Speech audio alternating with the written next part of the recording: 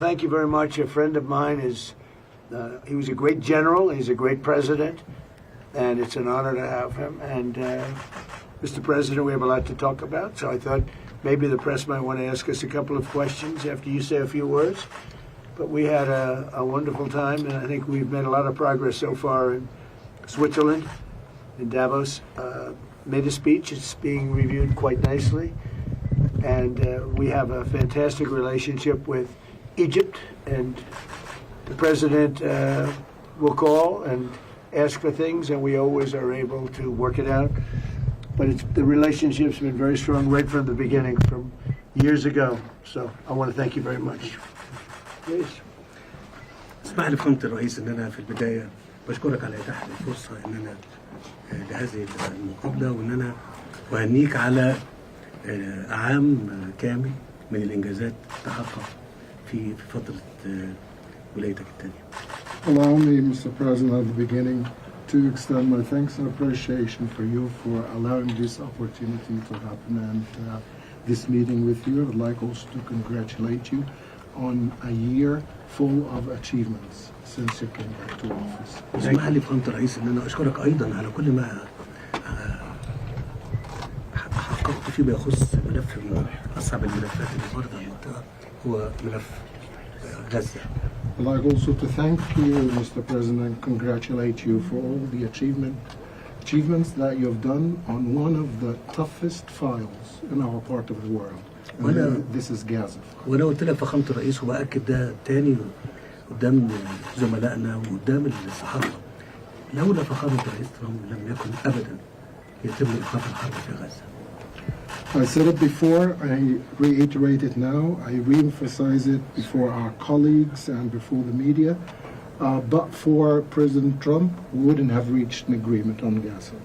وبطلب من فخامة الرئيس الاستمرار في رعايته لهذا الملف حتى يتحقق الخطة كاملة كما أعلنتم فخامة الرئيس. I really would ask you, Mr. President, to continue paying your attention and care. Your attention and care for this file so that the plan should be implemented fully. لقد أعلنتم من المرحلة الثانية فخامة الرئيس، مهم جدا إن احنا نتحرك فيها بالإيجابية الكاملة، وإحنا ستجدوا منا كل ما يمكن عمله من أجل إنجاح هذه الخطة. So, President, you've announced the second phase of the Gaza plan. This is very important that it comes forward and it takes effect, and on our part we'll be standing very ready to provide everything that we can to make this a success. فخامة رئيس المجلس احنا يسعدنا ان احنا نبقى موجودين فيه، وان احنا نبذل جهد فيما يخص هذا الملف واي ملف اخر يؤدي الى السلام في منطقتنا والعالم. As for the Council of Peace, it is our pleasure to be on the Council of Peace, the Board of Peace. We are very happy to be on the Board of Peace, and we are supporting and very happy to be there, backing up every effort that can bring about peace in our part of the world and globally as well. مش هنسى ايضا فخامة الرئيس ان انا اشكرك على دعمك لينا في قضية وجودية، قضية ملف سد النهضة والمياه. I'd like also to thank you, Mr. President, for your support us in an existential issue, and this is the Grand Renaissance Dam and the River Nile. وايضا هنا بسجل مرة اخرى ان ده امام الصحافة ان فخامة الرئيس يهتم بهذا الملف في منذ ولايته الاولى، وحرص على ان هو يقدم الجهد اللازم للوصول الى اتفاق فيما يخص هذا السد.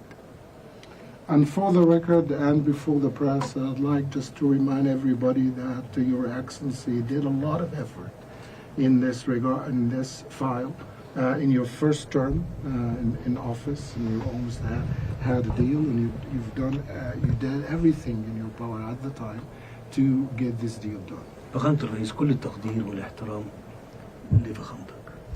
Mr. President, accept our highest appreciation and respect. Well, thank you very much.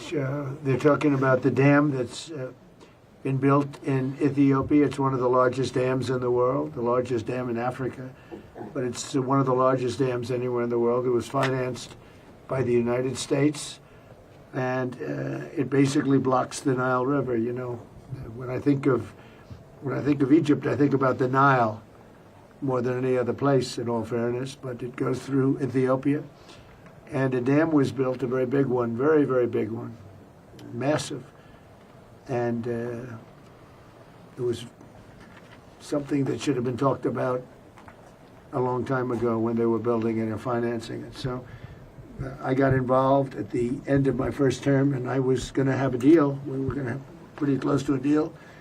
Then we had a rigged election, and I left, and of course Biden didn't do anything about it because he didn't know he was alive.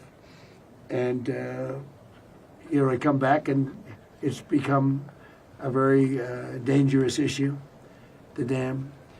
And I'll see if I can get that back on track. We were all set to make a deal. We're going to do a joint venture of sorts, and it would have been good. I think it would have been good for both. But it's a dangerous thing. They built a dam where somebody's not getting the water that they are supposed to get and that they've gotten for 1 million years, and all of a sudden the water flow is blocked by a very massive dam. I wouldn't be happy about it. And, you know, you have a very strong leader in the president, and I hear you have a strong leader in Ethiopia, too. I don't know him as well as I know you, but he's a strong guy. And I'm going to try bringing the two of you together, see if we can make a deal. I appreciate that. Okay, I think he understands me, right? I think he understands English better than we do. Okay? You know, a lot of these guys that don't understand, they understand. They understand it very well. But I think we'll be able to do something about the dam. The dam's a big problem, but we'll be able to do something. Most importantly, great leader, great guy, and we're there for each other. We've known each other right from before Hillary. It was before Hillary. We met during the campaign with Hillary, and we met at a hotel. She was supposed to meet with the president, and I was supposed to meet. I went first, and after he met me, he didn't want to meet her. And I said, I like that guy. But we've had from that moment on, that was before the election. Yes. We've always had a great relationship, and it continues stronger than ever. Thank you very much. Appreciate it. Thank you, everybody. Thank you very much. Thank you, Press. We have committed to being permanent members of the board. Thank you, Press. Well, we're going to have a lot. We have a lot of great people that want to join. It's going to be the most prestigious board ever formed. The president is a member. We have the major countries, and some need parliamentary approval, but for the most part, everybody wants to be on. I have a little bit of the opposite problem. People want to be on, and we didn't ask them. They want to get on, but we'll look at the country. So we're going to have. I think it's the greatest board ever formed. And we call it the Board of Peace. That's what it is. It's the Board of Peace. And it started on Gaza, and I appreciate what you said on Gaza, because it's true. If we weren't involved, there'd be no peace. It's peace. We have peace in the Middle East now. And you might have Hamas. We have a little flame here and there, but basically that'll be taken out. If they don't get rid of the guns, then they'll be, then they will be very unhappy people. You know, we'll have no choice. They will be eliminated. They made a deal to get out. You have Hezbollah in Lebanon. We have to do something there. You know, they're causing a lot of problems, but those are small. We actually have peace in the Middle East, and the president was very instrumental. He really helped us, one of the most. And we've had great help from a number of countries, but Egypt has been great. The president's been great. And we have peace in the Middle East. It's an amazing thing. Nobody thought we'd ever see that. Now, I would say if we didn't bomb the Iran nuclear plant, they would have had a nuclear weapon within 2 months. You would not have peace in the Middle East. You wouldn't be able to. Nobody would be able to do that. But that's what gave us peace in the Middle East. Thank you very much, everybody. Thank you, Press. Thank you, Press. Let's go. Thank you, Press. Thank you, Press. Everyone, thank you, Press.